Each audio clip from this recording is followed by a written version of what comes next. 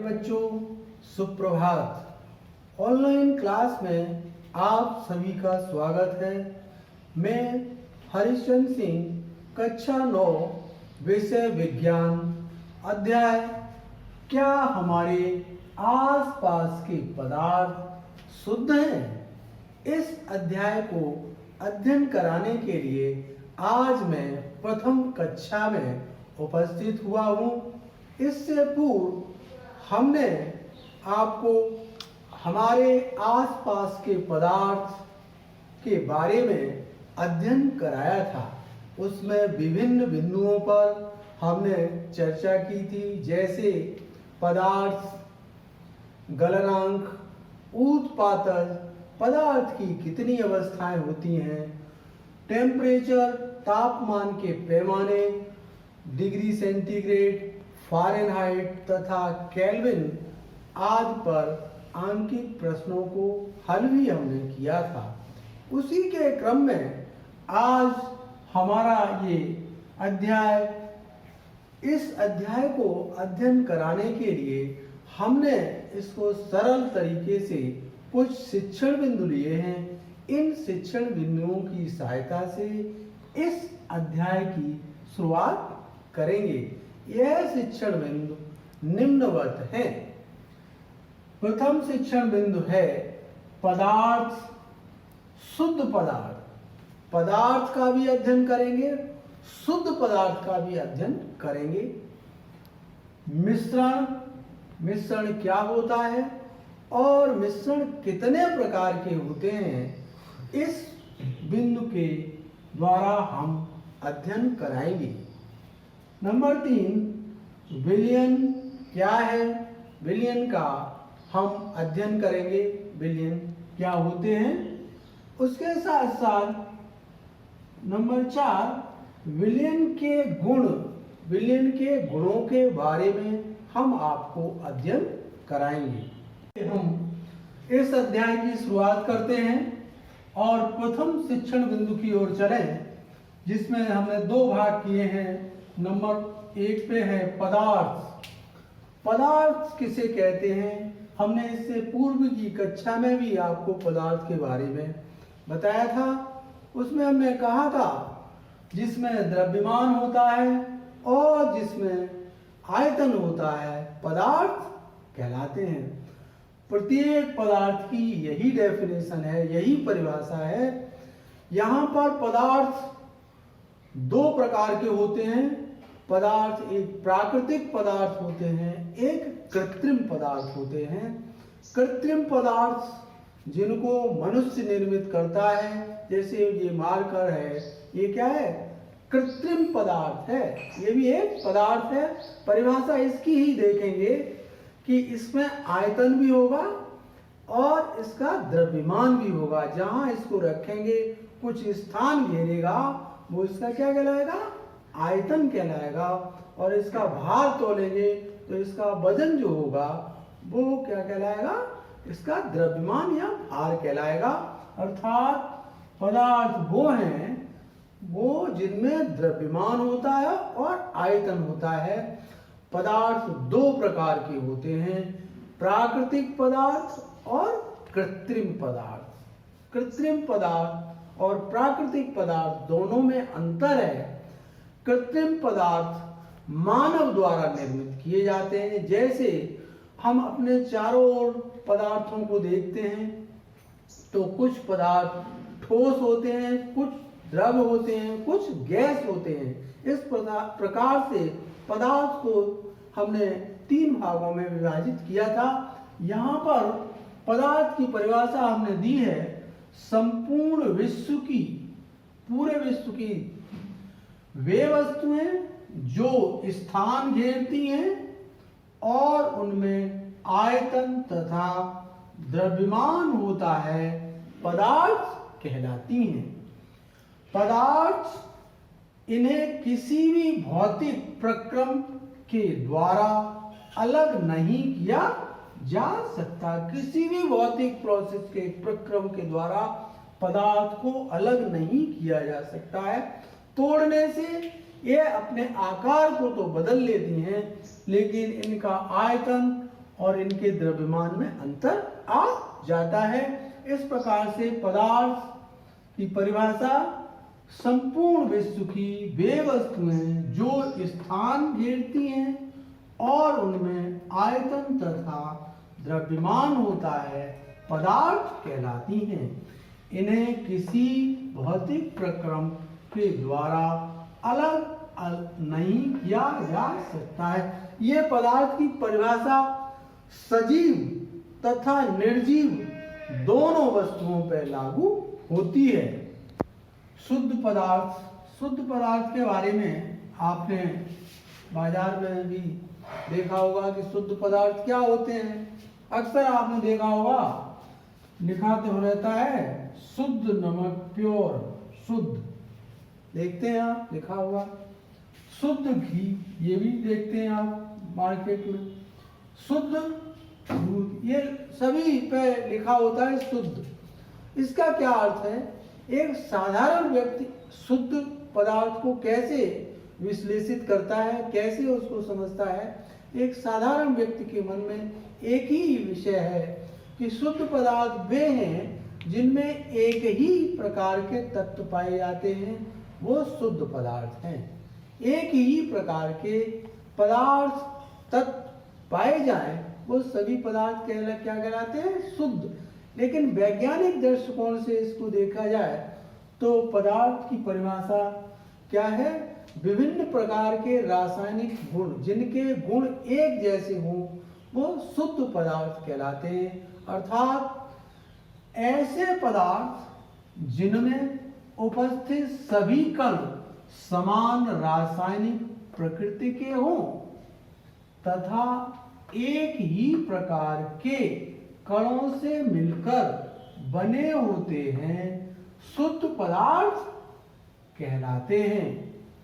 एक ही उनके गुण हों तो वो क्या कहलाते हैं? शुद्ध पदार्थ कहलाते हैं। जैसे उदाहरण के तौर पे जल, पानी का सूत्र क्या होता है? H2O, अर्थात यहाँ दो पदार्थ आ गए, एक तो हाइड्रोजन है, दूसरा ऑक्सीजन है, लेकिन इनके दोनों के गुण एक जैसे हैं, इसलिए ये कैसा कहलाएगा? शुद्ध पदार्थ कहलाएगा। जल क्या है?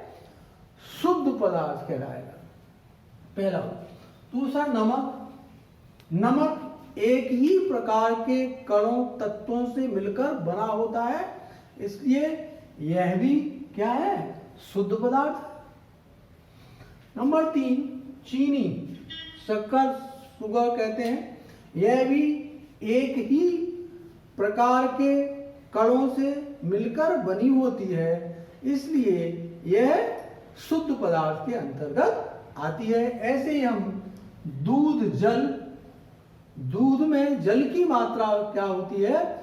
वो भी शुद्ध पदार्थ के अंतर्गत आती है। समुद्र का जल है ना। इस तरह से हम देखें तो शुद्ध पदार्थ की परिभाषा वैज्ञानिक दृष्टिकोण से इसी क्रम में कि दो या दो से अधिक पदार्थ जिनके रासायनिक गुण कैसे हो? एक जैसे हो, समान हो, उन्हें हम उनसे जो पदार्थ निर्मित होता है वो शुद्ध पदार्थ कहलाता है। लेकिन आम व्यक्ति के आधार पर उसकी परिभाषा एक ही तत्व से जो पदार्थ बनते हैं वो शुद्ध होते हैं। दोनों में थोड़ा सा अंतर है। तो यहाँ पर आपने अक्सर मार्केट में इन चीजों को देखा होगा। शुद्ध नमक, तो उसमें नमक में एक ही प्रकार के तत्व पाए जाते हैं, इसलिए शुद्ध नमक। शुद्ध घी, इसमें कोई मिलावट नहीं होती है। शुद्ध का अर्थ है मिलावट ना हो, तो कोई मिलावट ना हो तभी शुद्ध होता है। लेकिन वैज्ञानिक दृष्टिकोण से परिभाषा इसी प्रकार से है, उनके पदार्थ तो हो अलग, लेकिन उनके रासायनिक गुण कैसे होने चाहिए? एक जैसे होने चाहिए, उन्हीं को शुद्ध पदार्थ कहते हैं। द्वितीय शिक्षण बिंदु की ओर चलते हैं और शुरुआत करते हैं। मिश्रण क्या है? मिश्रण या मिक्सचर इंग्लिश में कहते हैं। मिश्रण क्या है? मिश्रण की परिभाषा दो या दो से अधिक तत्व एक अनिश्चित मात्रा में जब मिले होते हैं, दो या दो से अधिक तत्व या यौगिक अनिश्चित मात्रा में किसी पदार्थ का निर्माण करते हैं तो वह मिश्रण कहलाता है। जैसे हमने परिभाषा दी है, मिश्रण एक से अधिक पदार्थ कौन से हो, तत्व या यौगिक, तत्व हो या यौगिक हो, किसी भी अनुपात में मिले होते हैं। मिश्रण को भौतिक विधियों द्वारा पृथक किया जा सकता है। भौतिक विधियों के द्वारा इसको पृथक अलग अलग किया जा सकता है। इनके निर्माण में कोई रासायनिक परिवर्तन सम्मिलित नहीं होता है। मिश्रण अपने अवयवों के गुण प्रदर्शित करता है। मिश्रण में जितने अवयव जुड़े होते हैं, जितने अवयवों से पदार्थ बनेगा, वो सभी अपने अपने गुणों को प्रदर्शित करेगा। जैसे उदाहरण के तौर पे सोडा वाटर, जिसको कार्बोनेटेड वाटर भी कहते हैं, उसको सोडा वाटर मीन्स तो आप जानते हो पानी होता है। कार्बोनेटेड गैस, उसमें कार्बन डाइऑक्साइड गैस को प्रवाहित करके इस वाटर का निर्माण किया जाता है। इसमें उस कार्बोनेटेड वाटर की पार्ट होते हैं CO3, CO3 कार्बन और ऑक्सीजन के परमाणु होते हैं, उनमें दोनों के गुण पाए जाते हैं। इसी प्रकार से नमक का घोल, पानी में नमक को घोलते हैं तो नमक का घोल जो होता है वो उसकी मात्रा अनिश्चित होती है, घोल की पानी की मात्रा अधिक होती है, नमक थोड़ा होता है। तो पानी में जब नमक को घोला जाता है तो क्या कहलाता है, मिश्रण कहलाता है। और ये मिश्रण कैसा होता है, समान। अब मिश्रण कितने प्रकार के होते हैं, मिश्रण 2 प्रकार के होते हैं। नंबर एक समांगी मिश्रण। नंबर 1 समांगी मिश्रण, समांगी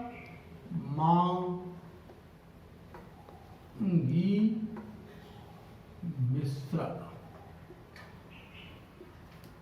नंबर 1 कौन सा मिश्रण होगा, नंबर 1 समांगी मिश्रण। नंबर 2 विषमांगी मिश्रण। विषमांगी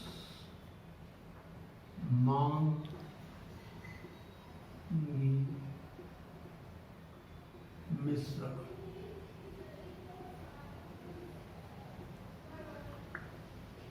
मिश्रण 2 प्रकार के होंगे, इनको 2 भागों में विभाजित किया गया है।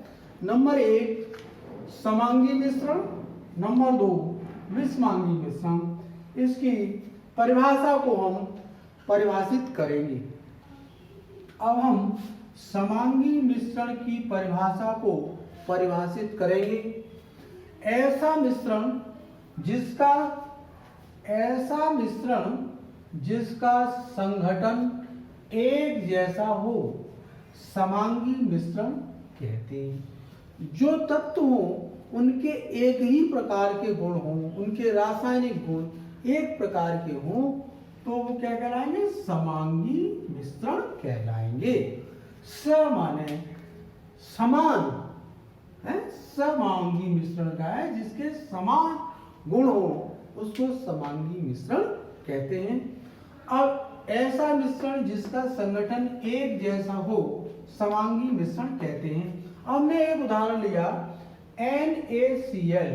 NaCl का नाम साधारण नमक सोडियम क्लोराइड होता है। सोडियम क्लोराइड 2 अलग हैं, सोडियम और क्लोराइड दोनों ही पानी में घुलनशील होते हैं, इसलिए ये दोनों के गुण एक जैसे होते हैं, पानी में दोनों घुल जाते हैं, इसलिए सोडियम क्लोराइड कैसा है, समांगी मिश्रण होता है। कैसा होता है, समांगी मिश्रण होता है। अब आते हैं विषमांगी मिश्रण क्या होता है। विषमांगी मिश्रण समांगी मिश्रण का ठीक उल्टा, अपोजिट कहते हैं।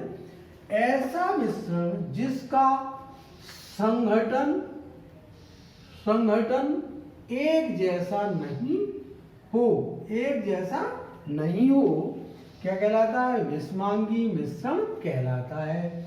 जिसका संगठन एक जैसा हो, नहीं हो, वो क्या कहलाएगा? विषमांगी। दोनों के गुण कैसे हों? अलग अलग हों। हमने एक ही उदाहरण लिया है, आपको याद भी रहेगा। जैसे तेल लें, तेल, सरसों का तेल ले लें और उसको जल के ऊपर डालें, तो आप जल के ऊपर जब जल में डालेंगे तेल को, तो तेल क्या होता है? तेल ऊपर ही तैरता रहता है, तेल पानी में घुलता नहीं है। ऐसे इसे क्या कहेंगे? विषमांगी मिश्रण।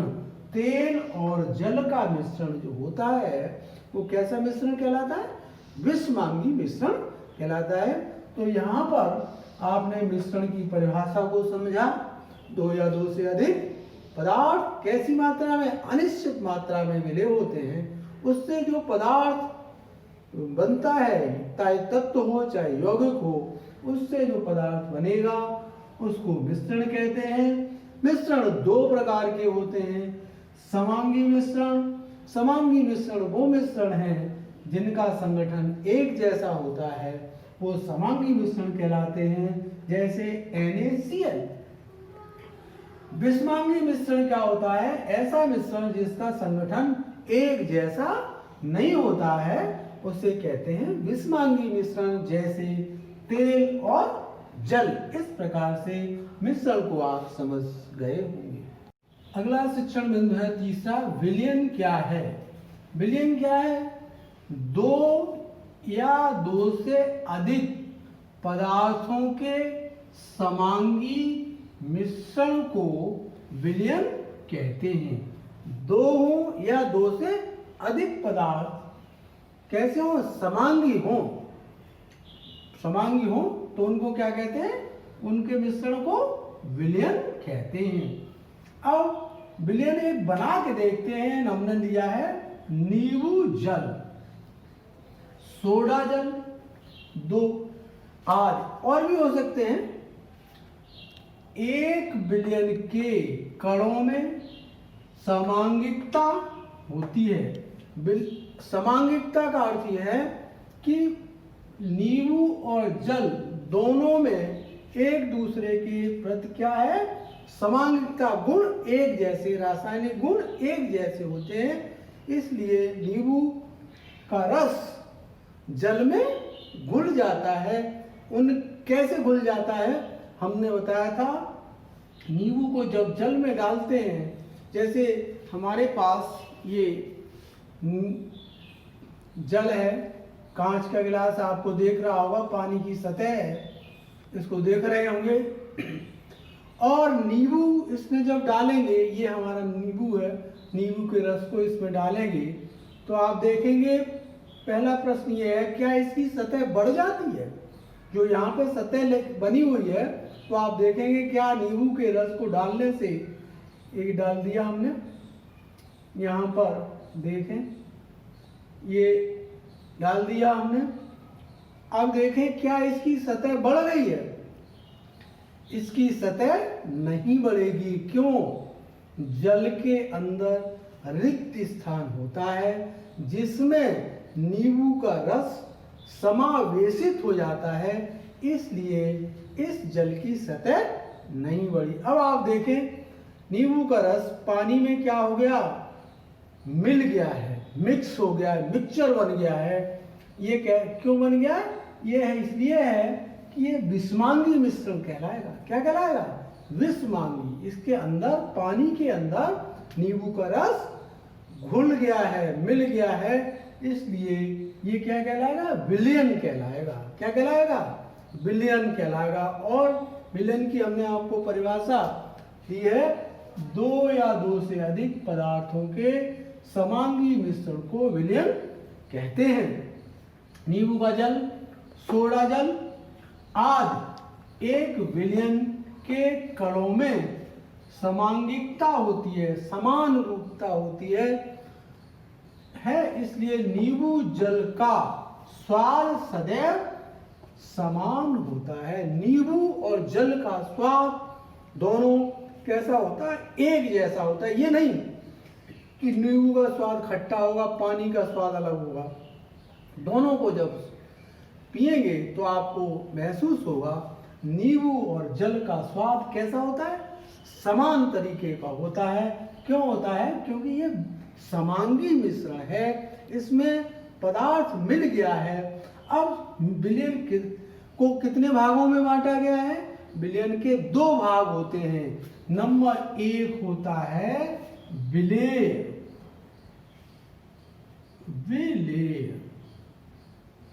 और नंबर 2 होता है विलायक।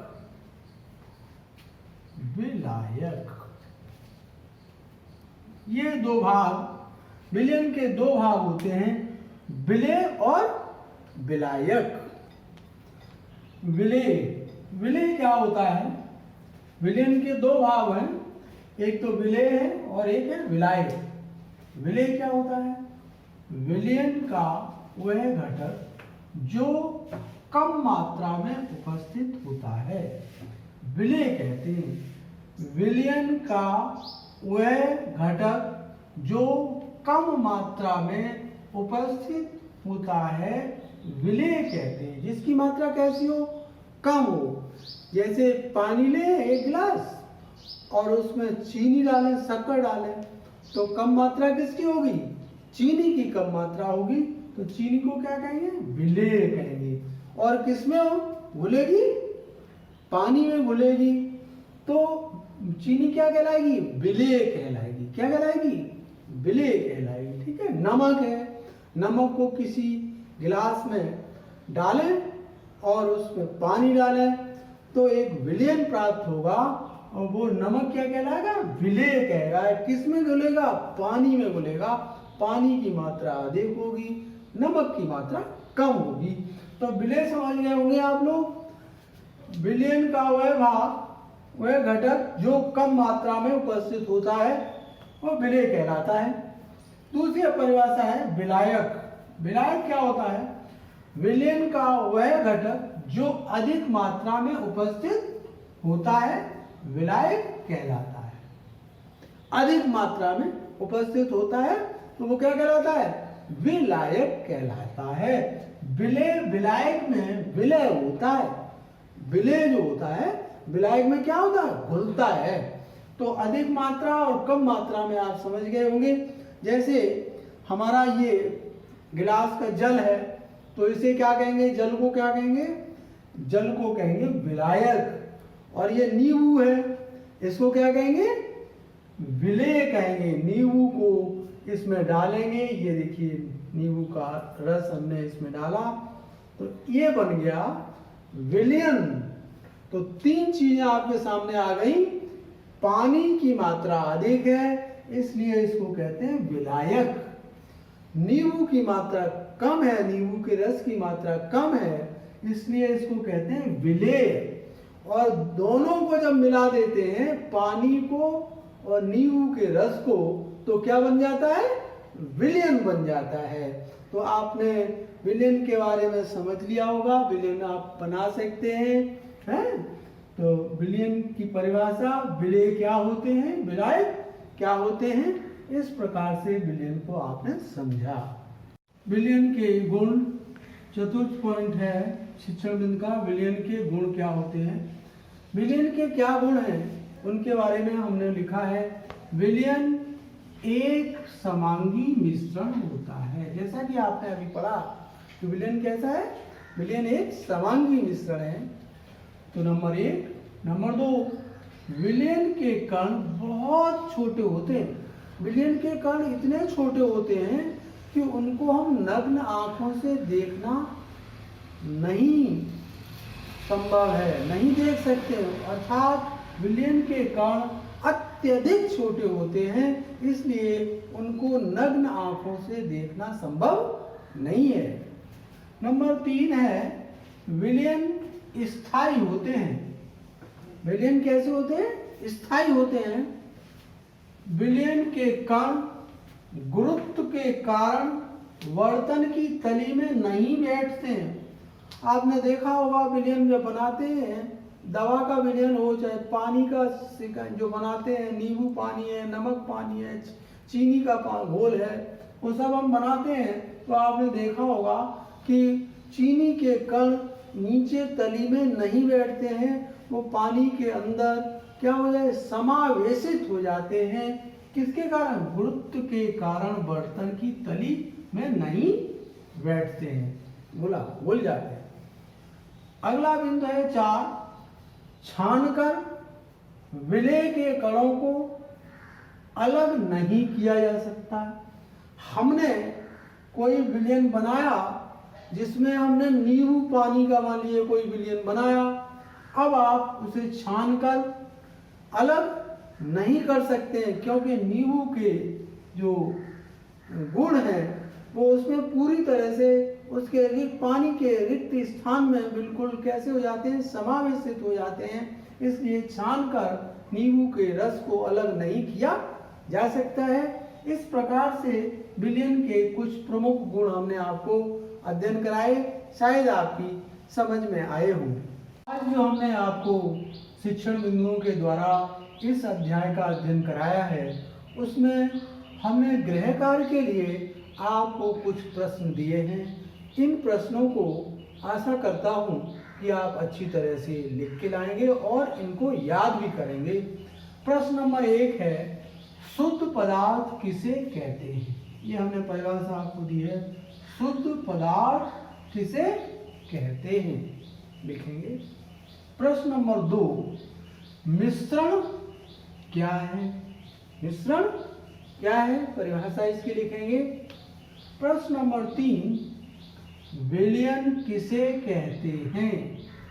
विलयन किसे कहते हैं, इसको परिभाषित करेंगे। अगला प्रश्न है, विलयन के गुण क्या हैं? विलयन के क्या गुण हैं, उन गुणों को आप लिखेंगे और इनको याद भी करेंगे। ये जो हमने प्रश्न दिए हैं इस अध्याय में, इन प्रश्नों को के उत्तर लिखेंगे तो है ही, लेकिन इन प्रश्नों को आप याद भी करेंगे, ठीक है। अब इन प्रश्नों के बाद कल हम जो इसी अध्याय को आगे बढ़ाएंगे, उसमें कुछ बिंदुओं को आप पढ़ के आएंगे, स्वाध्याय करके आएंगे, जिससे आपको हम अध्ययन कराएं तो आपको अच्छी तरह से वो समझ में आए। तो उनमें है, एक निलंबन किसे कहते हैं, उनके क्या गुण होते हैं, दही दूध के से मक्खन कैसे प्राप्त किया जाता है, कोलाइडी विलयन क्या होते हैं और उनका क्या प्रभाव पड़ता है। कोलाइडी विलयन के बारे में आप स्वाध्याय करके आएंगे, जिससे आगे हम कक्षा में अध्ययन कराएं तो आप उसको अच्छी तरह से समझ सकेंगे। मुझे आशा है कि आप इस गृह कार्य को अच्छी तरह से करेंगे और हमने जो स्वाध्याय के लिए आपको कुछ बिंदु दिए हैं उनको स्वाध्याय करके आएंगे। आज की क्लास यहीं पे समाप्त होगी। आज के लिए बस इतना ही है। आज अगली क्लास कल होगी। आज का समापन। धन्यवाद।